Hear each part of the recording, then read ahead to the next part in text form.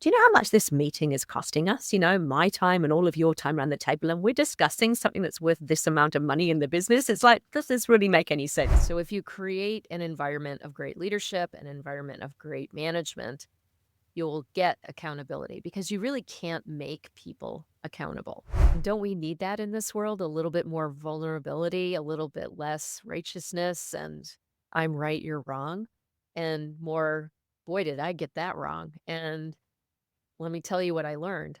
And so that's what the podcast is all about.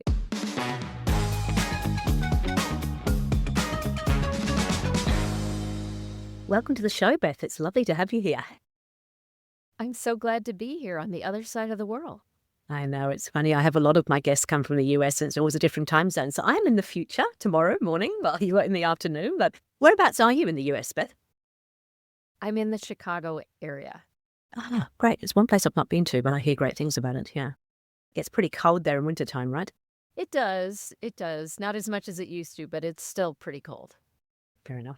Hey, look, now you're an expert EOS implementer. We've just been chatting before we came on the show, and you shared with me your kind of journey to get into EOS. Would you mind sharing that with the listeners for me? Sure, absolutely. So I've had a pretty crazy career path. I started in film. I worked on movies like Groundhog Day. I did TV series Twin Peaks. So I'm totally dating myself by saying this. And but I did that for about 10 years. I worked as a camera assistant, a focus puller, and it was a really great job. And then I took a break, had a family. I have 3 kids. They're all grown now. And when I was at home with my kids, I had a couple of businesses, a bookkeeping business, a web design business. And, I was just trying to figure out how to make money and also take care of my kids. And then one day my sister called me and said, "Hey, do you want to buy this bakery that I work at?" And I was like, "Sure, why not? How hard can it be?" And so we started that bakery together. And basically it was a turnkey business because it was an established business, but we grew it from 2 people to 32 people in 6 years time. So it was quite a growth explosion. And, I went to film school. I didn't have a degree in business. I didn't have an MBA. And we grew so fast and had to learn so much. And along the way, somebody handed me a copy of Traction, and I read it and I thought, oh my gosh, this is everything. This is everything that I've ever read in any business book. And it makes so much sense. And we absolutely have to do it. And I said that to my sister in 2012, and the book sat on the shelf for about 2 years. And then we decided to implement EOS in 2014 after we had added a cafe, and it was really crazy. And so, long story short, I became an implementer in 2018 after I had been teaching EOS concepts at conferences and things like that. And I was just so mad for EOS. I just loved it so much that I realized that this is really what I wanted to do. And with my sister's blessing, left the bakery. They were in great hands. EOS had worked. I had worked myself out of 4 seats, and we had a great general manager and integrator, Fran. And they're still doing well, still running on EOS. And so I became an implementer in 2018, and since then, I've just tried to keep deepening my mastery of EOS because although it's a simple system, you can go so deep with it. Absolutely. And I think that's really interesting that your story about leaving the Traction book on a shelf for 2 years. It's amazing how many clients I have that literally take a Traction book from me. I hear nothing from them for 2 or sometimes 3 years. And then all of a sudden they call and they say, right, I'm ready to go now. You're like, sorry, what? Well, I've read the Traction book and we're ready to do EOS. It's like, okay, I haven't heard from you in 2 or 3 years, but that's great. Let's get started. Yeah. Yeah, it wasn't bad enough, right? Things hadn't gotten bad enough. Yeah, that's absolutely true. When the timing is right, it happens. So interesting because, you're very, very, very career, not your usual pathway into business ownership or even, and yeah, so multiple business ownership. What was it about the Traction book that you really struck you as being different? Because there's loads of books out there, right, that talk about business systems and business ways of doing business. Well, like most visionaries, I think I got to chapter 4 and I just slammed the book shut. And I think chapter 4 was the people chapter, right?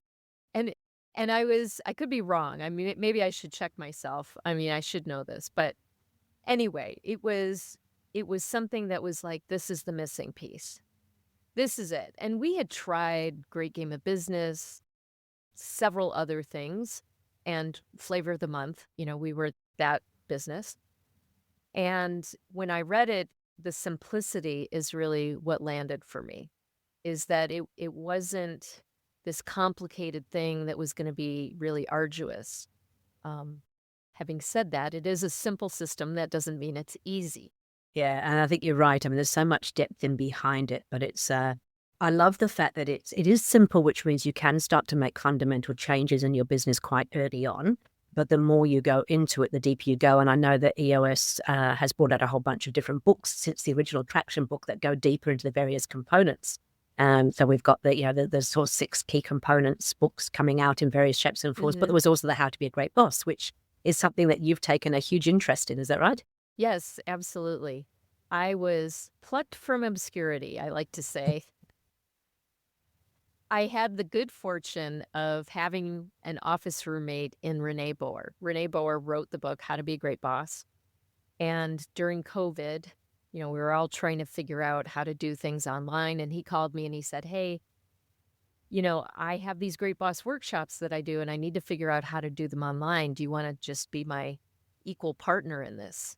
And I thought, like, you've got to be kidding me. Like, I don't know anything. Like, I'm a baby in the world of EOS. And he was such a good friend and mentor during that whole period of time. And I just learned so much from him, not only about LMA and being a good leader and manager. I mean, that there was so much content that he had that was just so rich. But I think what Renee taught me more than anything was just how to be a good human. And that, I mean, he's recently retired, but he is one of the most decent people I've ever met. And to be lucky enough to have a business partner like that and a mentor, I mean, I just felt like the luckiest person in the whole world of EOS. And so we worked over the next 5 years to develop that content. We brought it to EOS Worldwide. It's now something that is taught actually all around the world. And that program really helps bosses get to the next level of LMA. And Beth, just before we go ahead, because some people may not know what LMA is, so why don't we explain because we have lots of 3-letter acronyms at EOS, so why don't you explain what LMA is for those who maybe don't know what it is? So leadership plus management, accountability is simply a byproduct of great leadership and management. So if you create an environment of great leadership, an environment of great management, you'll get accountability because you really can't make people accountable. And this is a skill set that a lot of entrepreneurs just don't have. They don't, they're too busy building the plane as they're flying it, and they're not going and getting professional development, and neither are their staff. And so they're fumbling around trying to figure it out. And then EOS comes along, and we start introducing these tools and concepts to them, and then they have a path forward. And so they get a taste of that the leadership team does in the sessions that we do. But for everybody else in the organization and the leadership team, if they want to go deeper, the Great Boss Workshops help them do that. That's great. And so I'm really keen to understand, some of these tools that you're talking about.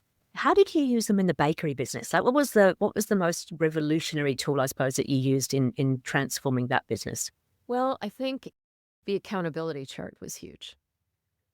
And I mean, so imagine 2 sisters who are, both highly capable people, and the overlap of our roles and who did what. And it was very frustrating for both of us because it felt like it was, we were sisters, but it felt like playing mom against dad in in the bakery all the time, and I was always the heavy, and she was the nice one, right?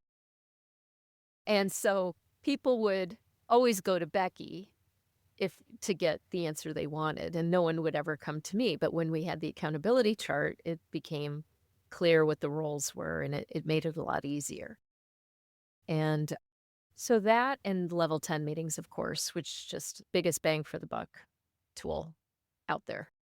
But I think a lot of people start with a level 10 meeting. Well, actually, most people start with the VTO because that's the easy part, but they start with level 10 meetings. But level 10 meetings really are become, very, very helpful when you've got that accountability chart, right? Because the accountability chart is like the backbone for everything EOS in terms of driving your scorecard, your rocks, your which meetings you attend, et cetera, et cetera.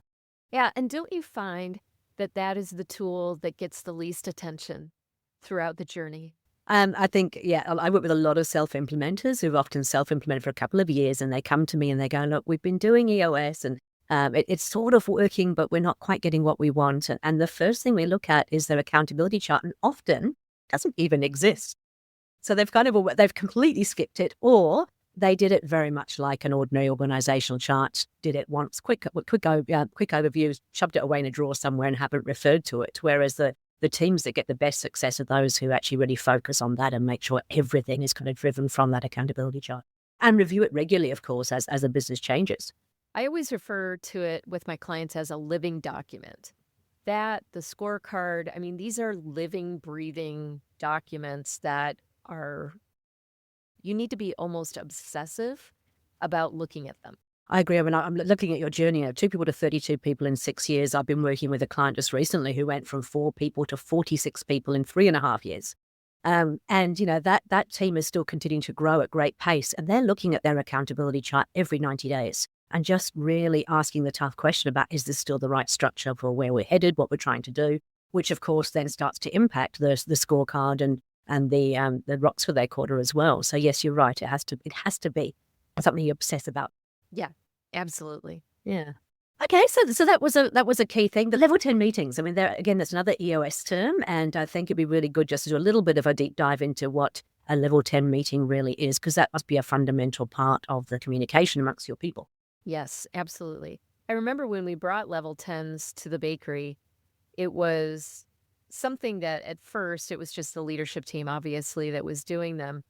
And then we informed the bakers and decorators, hey, this is coming, this level 10 meeting, and you really need to start having these. And they resisted and resisted, and, they weren't having them. And, so this is where rollout, it gets really hard because leaders are all excited about the vision. They want to get it going. And then everybody else in the organization is exhausted because they've had so many things foisted upon them over the years. And it was absolutely that for us. They thought, oh gosh, this is just like great game of business. Here we go again.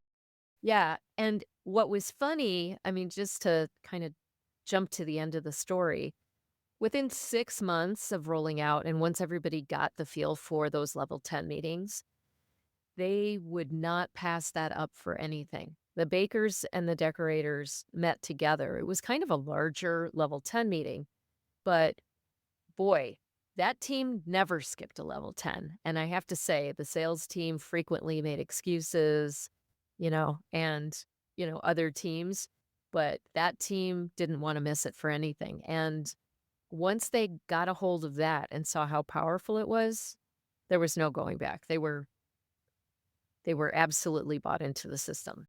See, I think that's really, really interesting because I work with a lot of very hands-on people and different industries, as I'm sure you do, where they kind of say, oh, yeah, but when you're in the office and you're in an agency, it's easy to do level 10s, but we've got people on the shop floor and it's different.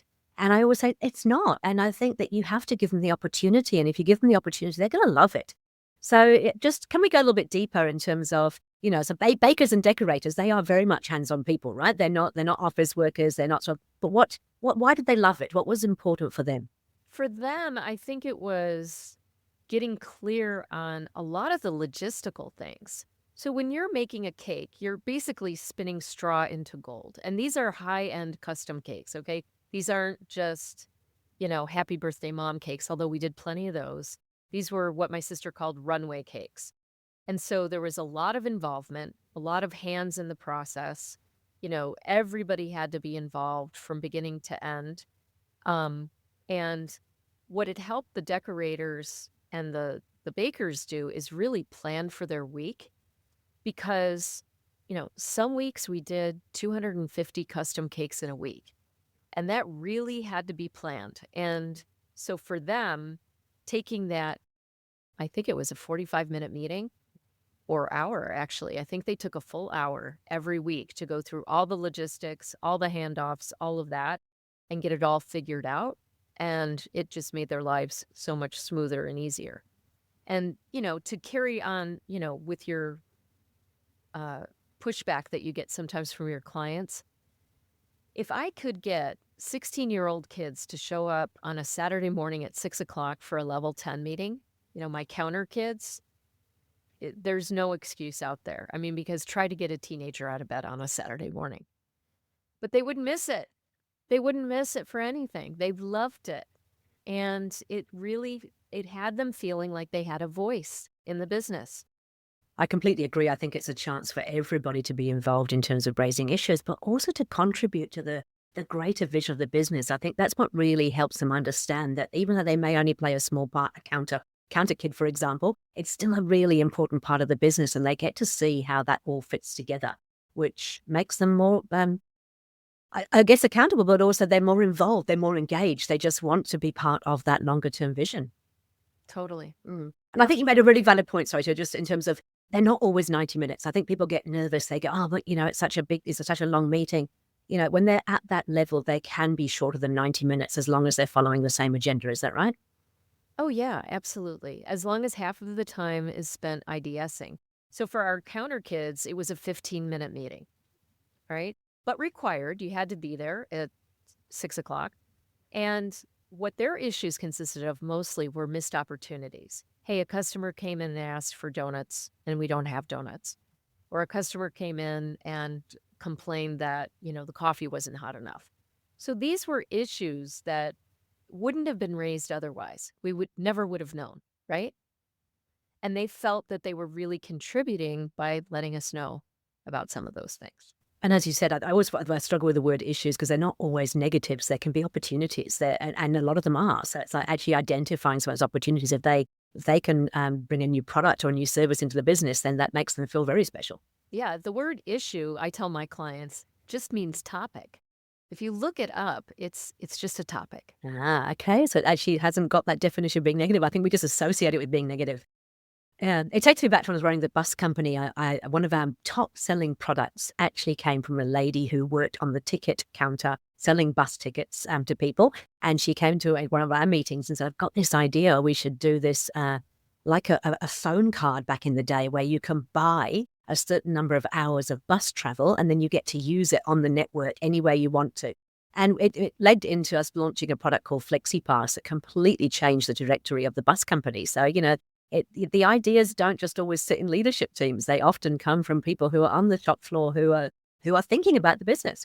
Right. Okay, so it can be as short as 15 minutes. I think that's really important for people listening in. I think there is this kind of misconception that it's going to be a 90-minute meeting. I always say we don't want meetings for meeting's sake, but we do have to have everybody have an opportunity to contribute.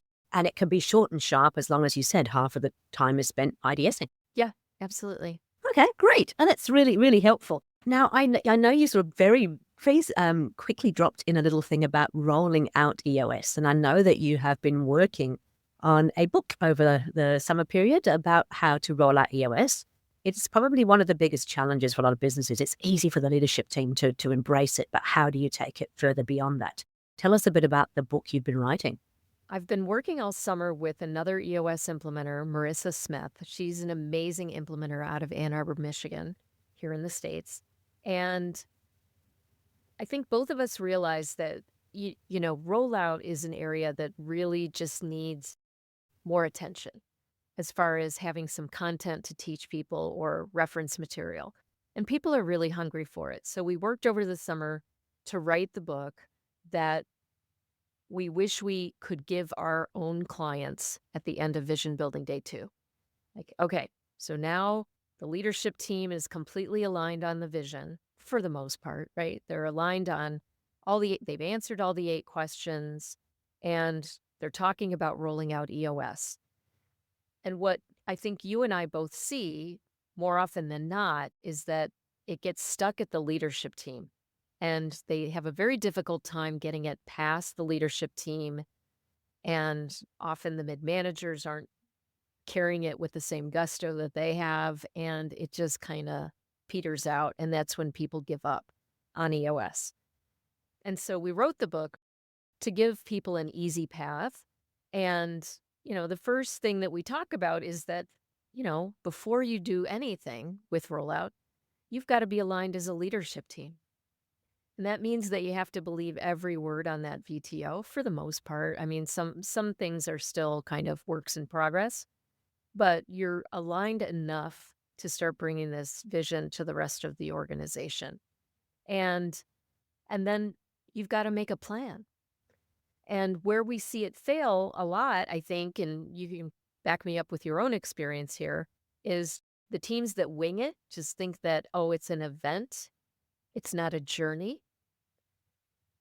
And so a lot of the book focuses on the journey and why it's so hard. So there's even a chapter in the book about brain science and why people resist things like my bakers did, right? And it's just natural. It's human. Rewiring all those, synapses in our brains, requires a lot of effort and repetition. And so a large part of the book is just explaining how human brains work and what to expect and tips and tricks with how to address the resistance that you're going to encounter. And then how do you implement it well within the organization? And we take people all the way through quarterly and annual planning at the department level. So there's an explanation of that and what that looks like. There's a clear understanding of how you use your marketing strategy, for example, and get everybody on board to create a great customer experience. And then we talk about sustainability and what that really looks like on the long term, because the idea is that EOS is, again, not just an event. The assumption is that you're going to run on EOS forever. And how do you do that well? And how do you keep the energy alive and sustain that in the organization? So that's primarily what the book is about. And so for people that have rolled out already, I think there's still value in reading the book because you can go back and maybe see areas where, maybe it wasn't done as well as it could have been. And we've included a couple of tools. There's a rollout tracker that gives people a sense of actually where they are in the rollout process, not being prescriptive, but just, painting a picture of what 100%, rollout looks like, and then allowing people to go through that tracker and check it. And I'm happy to share that, by the way. The tracker might be helpful for your clients until the book comes out in January. But anyway, it's something that we're excited about, and I think it's something that they're excited about it worldwide as well, and they've been very helpful and encouraging in getting this content out. So we think January is when it's going to come out. That sounds fantastic. I think it's something that is sorely missing. I must admit that, as you said, you may have already gone through your rollout, but sometimes reading these books, there's just little aha moments in there. You kind of go, oh, yeah, we didn't quite do that. I can see the data book behind you. And I remember I've now read the data book 3 times because every time I read it, there's something else that comes out for me. It's something else I can share with my clients. And it's great to go a little bit deeper. And I think also, yes, it's very, very simple, but it isn't easy. And as you said, it's a journey. I think a lot of clients, as you said, they do their, oh, we've launched our VTO, we've done our sort of first day of the company update, and we're done. I was like, yep, no, that's just the start. And there's lots of client stories in the book too, so that people can see themselves. We have, I think at least 20 different example stories of different rollouts and what that looks like, states of the company, and all kinds of stuff like that. So very excited. Look forward to receiving that. So you're an expert EOS implementer, which means you have done, oh gosh, at least over 500 sessions. I'm guessing a whole lot more by now. You've worked with many, many different clients, I'm guessing, throughout that time. Do you have a few client stories you could share where, EOS has been an absolute game changer for the business? Yeah, it's interesting. I've had so many different clients from a lot of different businesses. And I think that I've got a couple that come to mind right away. One is the client I've had since I got out of boot camp. Okay, so this was a client that I've had for 8 years. And what is amazing about this company, it's Clear Height Properties. They do commercial real estate. They basically take, not so great warehouses and make them pretty and profitable. That's what they do. And so they have grown from a 8-person company to also a 30-something company at this point. And they just keep going deeper with this process. And I'm still their implementer. They still want to use me for sessions. And they've really leveraged just about every bit of the EOS offerings. So they've sent all of their managers to Great Boss workshops. Their integrator has attended Integrator Masterclass. They've gone to the EOS conference. They've participated in so many different things. And it just astounds me that they keep getting more and more out of the system after 8 years. And it's just incredible to see that. And the results are there.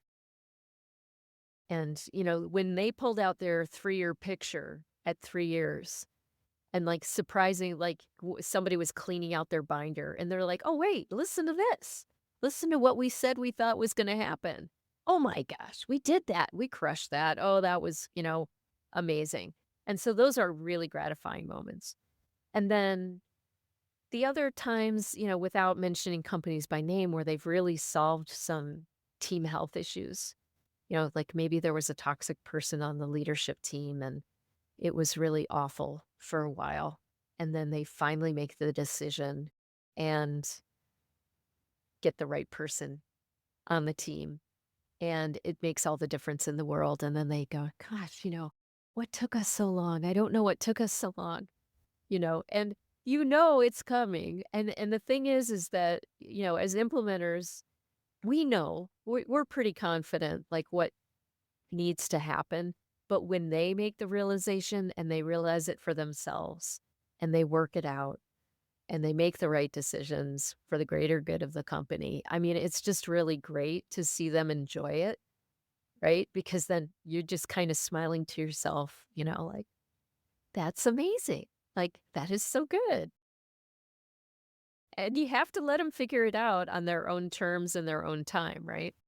And I think that's important. I think what some people think is as implementers, we're going to come in and we're going to have all the answers and we're going to sort of, tell you what to do. But we don't do that at all. We just give you the tools and the framework to actually help you make the right decisions yourself. And so it is a joy for us to see when that light bulb moment sort of happens and then they make the decision. And then more importantly, to see the results afterwards, because I've just finished recording a podcast on this actually. Nobody ever says, I'm glad we waited all this time to get rid of that person. Never. Like, oh gosh, if we could only get them back. I have never heard that one. Not once. No, it's great. Well, I was just gonna say, I think what is my biggest revelation in being an implementer over these past 8 years has been the art of asking questions and how important that is. And I think that's what implementers bring. We may know what ultimately the answer is, the solution is, but it's the art of asking the question that gets them to that answer, right?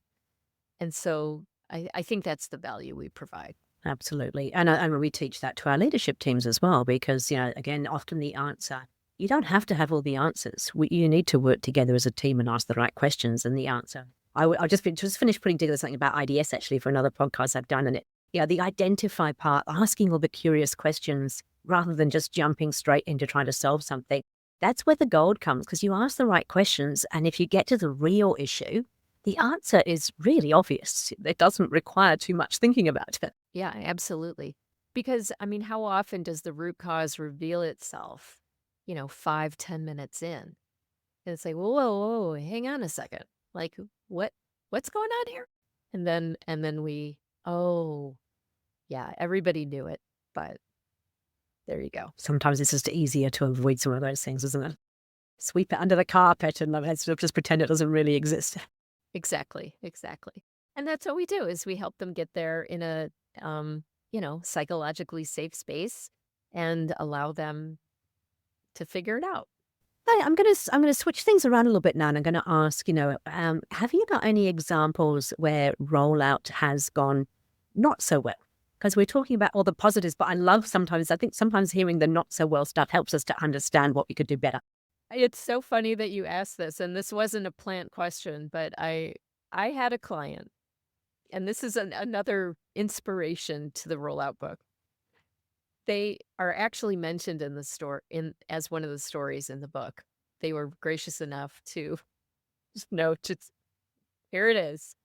So I had this client for 4 years, and EOS just never made it past the mid-manager level. It it just went boom, boom, and then just kinda stayed there. And one time in an annual, they had, I think over 100 issues on the issues list because I enumerate them so that we can feel good about how many issues we solved. But, the reverse actually happens. They feel pretty crappy when they see more than 75. And they saw all these issues and they're like, gosh, what's wrong with us? Are we broken? And I just, you know, in a moment that I'm usually pretty calm, but you know how we have those squishy animals? So we have I call them the talking animals. So there's like the elephant for, the elephant in the room and the cow for the sacred cow and everything. So anyway, there's a collection of animals in front of me. And I kind of lost it and I started like beaning the then integrator who was really a visionary in the integrator seat. And I was like, I said, the reason you have so many issues on your issues list is because these are departmental issues. These are not leadership team issues. And, so anyway, um, sometimes you got to interrupt the behavior, you know? And I think like me having a fit really sort of just kind of got through to them like, oh, we need to actually roll this out all the way. Yes. So that's one story. I'm sure you have Oh, some. I have plenty as well, but I just want to ask, I think a question that'd be really good to explore for the listeners particularly. I see as I work with clients over the time period that we work together that, the leadership team, it does start off being very operational, right? Some of the issues come up and you kind of think, seriously, are we as a leadership team discussing this? But you have to let them work through that and find it out for themselves. But how would you define leadership team versus operational departmental teams? Well, it depends on the business, right? So, I mean, the smaller the business, the more tactical the leaders are just need to be. Unfortunately, and that this is almost every small team I work with, their capacity is just the biggest issue that they have because they're all spinning, all these plates. And so in those companies, and especially like the hands-on companies, they get very tactically focused. My bakery it was very hard to get people to not just think about building making the cakes every week. They just so but as I often explain to my clients, as companies grow and they get bigger and the roles get redefined in the seats for the leaders on the team, these roles become more strategic and more people focused as the company grows. And that means you need to keep up as if you want to stay with the company. And so what I find often is that companies get to a point where one or maybe more leaders on the team can't make the jump.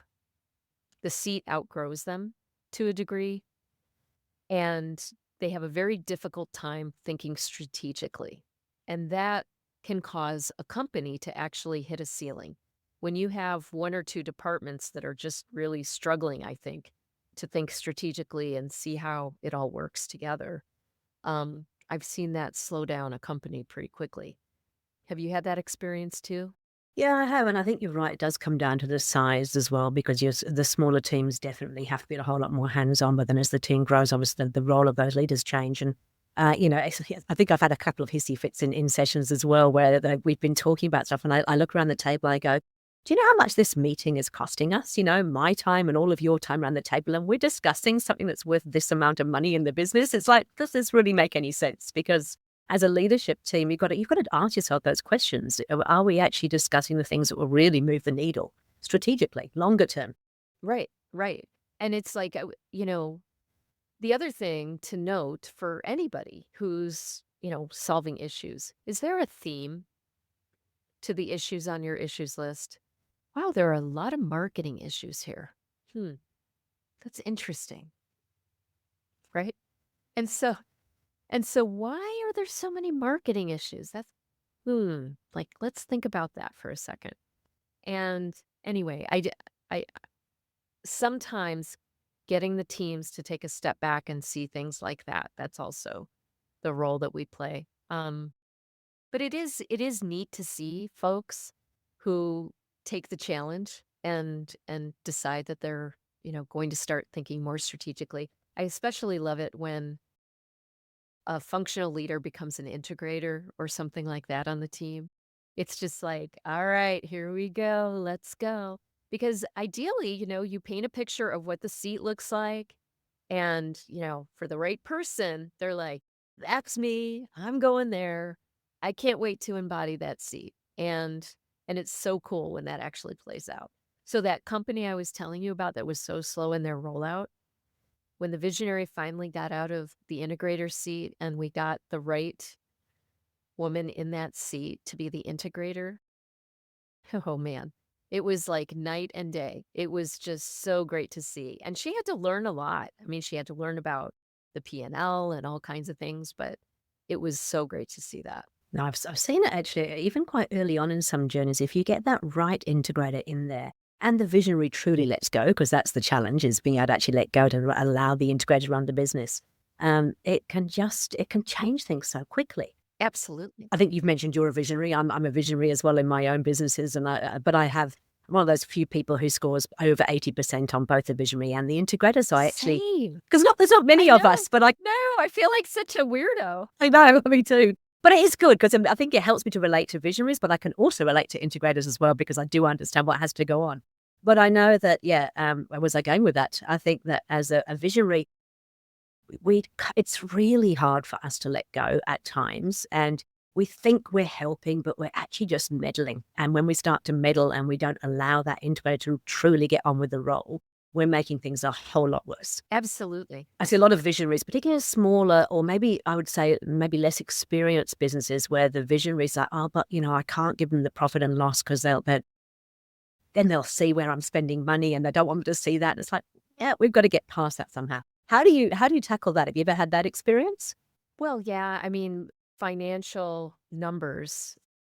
You always talk, it's always funny to me because it's like we talked about this in the 90-minute meeting where we said revenue, profit, and measurables that we were going to share that information, right? And then, we get into VB1 or VB2 and somebody, the owner says, well, we're not sharing the numbers. And I thought, like, were you there? Were you at the 90? Yes, you were. Oh, wait, you were on your phone. But no, it's something that I am glad actually, I joked around about the great game of business. That actually was a great system for us at the time, but it's all about open book management. And so I always share the experience of being open book and sharing the numbers and how that made a group of bakers and decorators make great choices about, for example, what box to grab. Do I grab the box that costs the company 65 cents or do I get the one that's 15 cents? And it was amazing that when we started sharing the numbers, how quickly we got back to profitability. And so I share that story because I think that if people think that, this can actually happen and it's not going to turn against you, that it's a much easier sell then. Because they just want it, they don't know, and because they've heard from their friends, don't share the numbers, like you or their parents or somebody. Yeah, and I think, I've certainly, do a lot of work with the Entrepreneurs Organisation, a lot of the EO members, they are sort of slightly younger, slightly earlier on their journey, and they're putting a lot of the expenses and things through the business that maybe they shouldn't. And And they said, but if I share this, they'll see that I'm paying for my golf club membership. It's like, well, maybe you need to kind of consider whether you should be paying for the golf club membership, or should you be paying yourself a fair salary for the role that you do so you can afford to pay for your own golf club membership. And so, we had some of those conversations, but I think that they're always scared that the team will think they're earning this huge amount of money when normally the team actually has expectations. They're earning a whole lot more than what you share with them in the end. And so when you share the real numbers, as you said, first of all, they kind of go, oh, okay, we're not making that much money. And then secondly, it helps them to understand how do they contribute to that. As you said, they'll make changes. I had an advertising agency where the team there was spending a huge amount on Ubers. And so the owner of the business started to share profit and loss line by line and go through every single expense with them. And they got to the Uber line. They all went, how can we have so much expense on Ubers? He said, well, why do you think that is? I was like, I don't know. I said, well, because you catch Ubers. You jump in Ubers. You might be just 2 minutes away from each other. You'll both catch a separate Uber and off you go. And it explained what impact that had on profitability. And they were all on incentive schemes that were based around profitability. And once he shared that, suddenly their behavior changed. It's like rather than just jumping in an Uber to walk 5 minutes down the road, they'd walk or they'd share an Uber. And suddenly that one line in the expense, profit and loss was reduced, which meant they made more profit. Right. And, for at the bakery, what we did was, if we make over 15% net operating profit, I mean, we went through a whole financial literacy training with our team. And interestingly, I've had a couple of clients do that as well. And it's made a huge difference in those companies because if people realize like, oh, I'm not going to get that raise, or I'm not going to get that nice bonus check at the end of the year if we don't hit our target profit. Because you only get those bonuses if the company performs in a certain way. That's how it should be. And unfortunately, most entrepreneurs just give a bonus because I'm supposed to give a bonus at Christmas, not because we hit our target profit, right? So, yeah. Yeah, it is interesting. And I think you're right about the financial literacy. I mean, you can't just share those numbers without actually having some work around with the team in terms of teaching them how it works. I've actually been quite surprised. Some of my quite established businesses with very senior leaders in them, some of them don't even understand basic P&L. So just going through it in a session and talking about and using things like the cash flow drivers to help drive the change, they suddenly have an understanding of how it works. And I think you assume that they understand it, but why would they? It's not taught at school. If you're part of the sales team, do you have to know how those things work? Probably not normally, but if you can get them to understand it, then it becomes a game. I always say business is like a big game for me. It is. I think these are the rules. This is how we win. This is what we're going to do to score the goals, Right. I mean, I agree. Business is a game. It's fun. And like, how do we win at this game? But if you don't tell people what the rules are, then it's very hard for them to know how to win. Yeah, absolutely. Oh my goodness, there's so much we've covered here, but there's two more questions that I thought of. So first of all was that you mentioned you've been working with a client for 8 years. And I wanted to just dive a little bit deeper into that because we always talk about the fact we are here to teach. We're not here to consult, and we want to make sure that people are, can graduate when they're ready. But I'm a bit like you. I've got some clients who I've been working with for 4 or 5 years. Why would you suggest that's a good thing? This is my own experience, right? When we graduated EOS using Clark, it honestly was for financial reasons first. And then, um, I was starting to think, well, maybe I want to do this implementer thing. It is very difficult to facilitate a meeting and be in the meeting. In fact, it's pretty much impossible. And so I found that I was really good at facilitating the meetings, but wasn't able to actively help in the decision making, and I was like half in, half out. And I think that for the clients that I've had more than a couple of years, they felt the same way. They felt like, you know what, we don't want to facilitate our own meetings, and it's worth it to have an outsider come in, ask the tough questions, facilitate the meeting, get us to the right answers.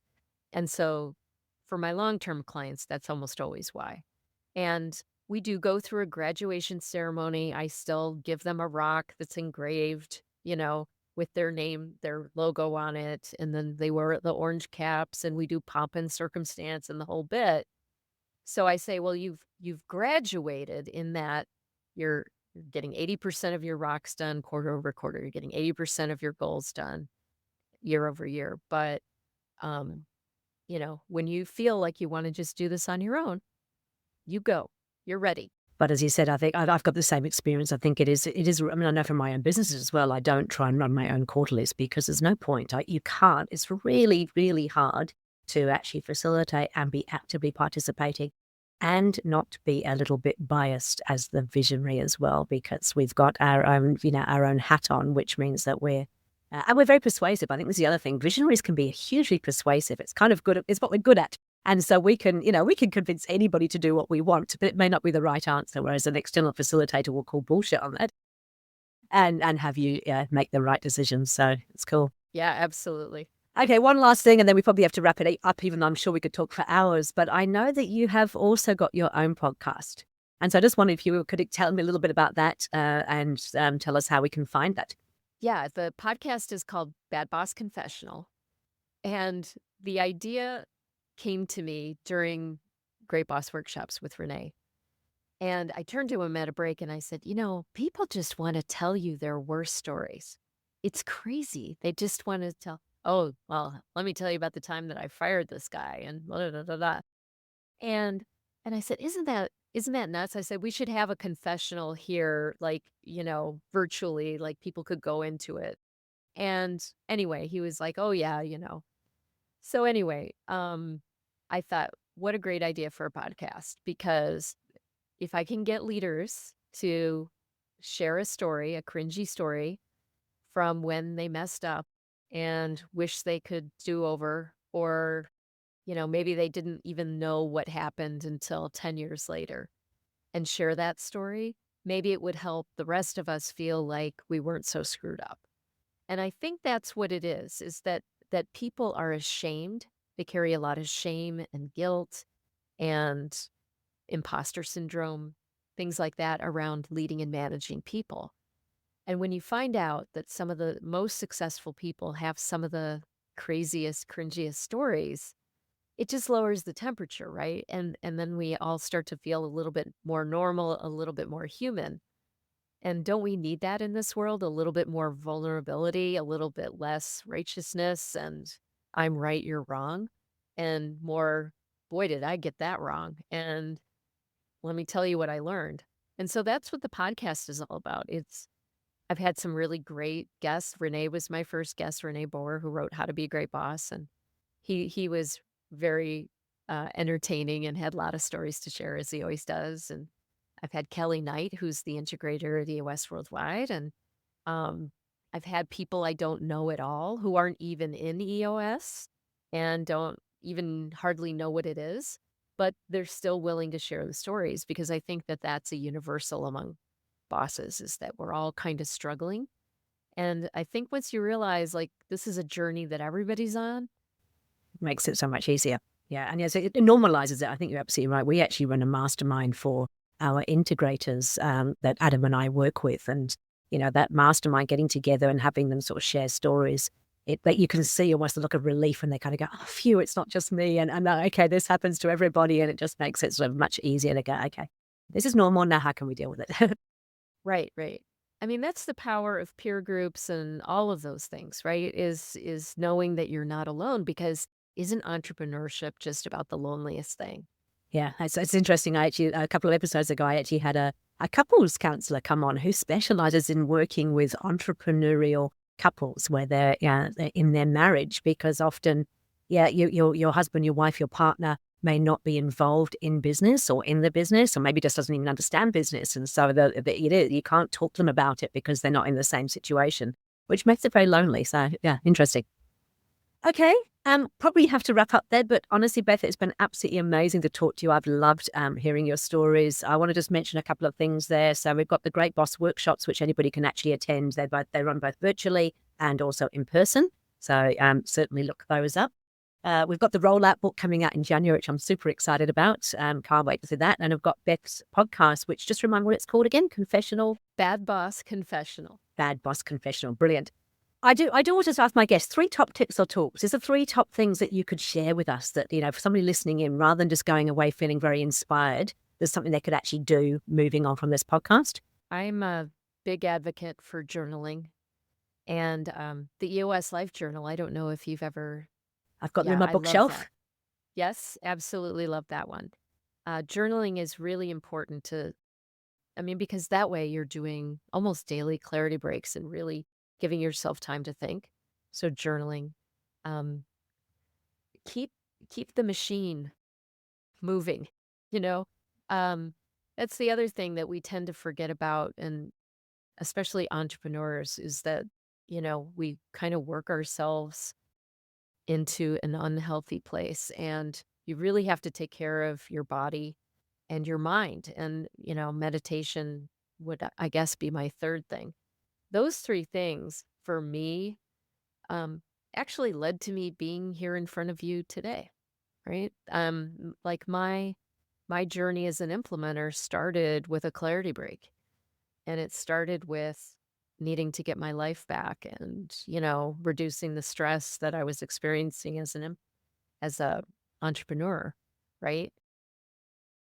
So, I mean, I think taking care of yourself, it is not selfish. It's actually for the people around you. Absolutely. It is interesting. I've been doing hyperbaric oxygen chamber sessions weekly because I'm not very good at switching off. I'm not very good at turning off my technology. And so when you go into a hyperbaric oxygen chamber, it's pressurized for 60 to 90 minutes, which means no technology can go in with you. Otherwise it would explode. And so I've been doing that now for almost, I think it's been about 3 months. And I have to say, my life has changed significantly. My business has changed significantly because of that time just spent each week completely away from all the noise or the distractions. And I've obviously made changes to my health and everything else because of it as well. So it's been fantastic. Wow. So I have to ask a question. So what does your mind do for 60 to 90 minutes? So I'm going to be really honest. The first 15 minutes, I just have to get everything out of my head. So I take a notepad in with me and I just get all of the to-dos, all the things that are on my mind. 15 minutes. I think last time I wrote 2 pages of things I just had to get out of my brain. And then I sit there and then I do one of 2 things. I either just sit there and see if something comes naturally. I do have the clarity break questions, which I've got here laminated that I take in with me, and I do go through those. But I've also been using the Clarity Field Guide, which was actually written by one of the old EOS implementers, where it actually challenges you to look at 2 questions depending on what season you're in. One that, really appeals to you. So a couple of weeks ago, the one that really appealed was, what's on your bucket list? And so, of course, I love writing bucket lists. And then it challenges you to pick one that scares you. And the question that that I picked was, where is your soul in all of this? And I knew, because I'm a get shit done kind of person. So thinking about my soul is not something that I'm really normally very good at. And I can be really honest. I ended up crying in the middle of the hyperbaric oxygen chamber. I just wrote screeds and screeds of stuff, but it was just that question. Just something went off in me. It's like, oh my goodness, it was brilliant. Yeah.